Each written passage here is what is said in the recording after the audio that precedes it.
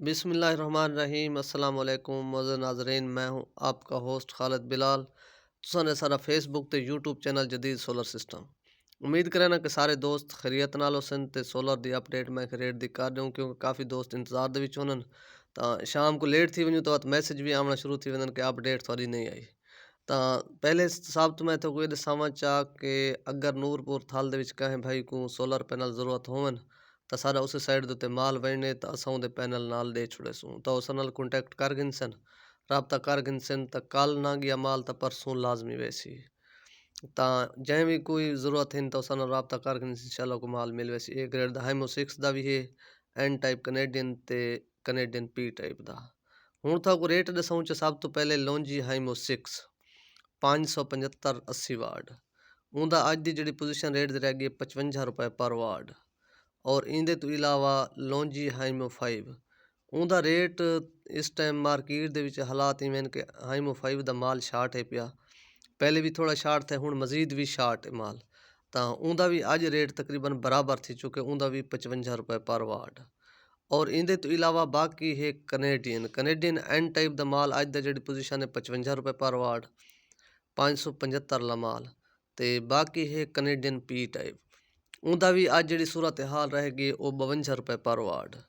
और इंदे तो इलावा बाकी है जिनको दा माल जिनको दा भी अगर कहें दोस्त को ज़रूरत होवे तो माल तकरीबन सोमवार तक इतवार तक सारे को पहुँच वैसी लईए तो वो बुकिंग भी करवा सकते राबता भी कर सकते हो इंशाल्लाह माल मिल वैसे एन टाइप जिनको 580 वाट। और इंदे तो इलावा बाकी है जिनको पी टाइप उनका भी अज का जोड़ा 52 रुपए पर वाट। और इंदे तो इलावा बाकी है जे ए दा माल काफ़ी दोस्त पुछदे जे ए दा माल सारे अपने कोल कोई नहीं होंदा असां उनदी रेट दी अपडेट थोको गिन के देने क्योंकि सारे कोल सिर्फ जड़ा माल होंदे लॉन्जी जिनको कनेडियन ए त्राए माल होंदन सिर्फ एक रेट दे। तां बाकी माल असें रेट गिन के देने क्योंकि रेट देवने होंदन तां जिंदे जिंदे कोल होंदे माल तां उनदे कोल रेट जरा मिलदे असां थोको दे देने हैं। तां जे ए दा भी अज पोजीशन जरी रह गई 51 रुपए पर वाट पी टाइप दा माल और एन टाइप दा 54.5 रुपए। बाकी है ट्रीना 16 ट्रीना का भी अज का जोड़ा रेट है 55 रुपए एन टाइप और पी टाइप का उनका भी 51 रुपए पर वाट। और इंदे तो इलावा बाकी है सोगो का भी अज का रेट जरा चले वो भी 52 रुपए पर वाट।